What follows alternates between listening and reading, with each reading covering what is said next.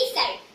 After listening to the executive vows, the old man said, I believe I can help you.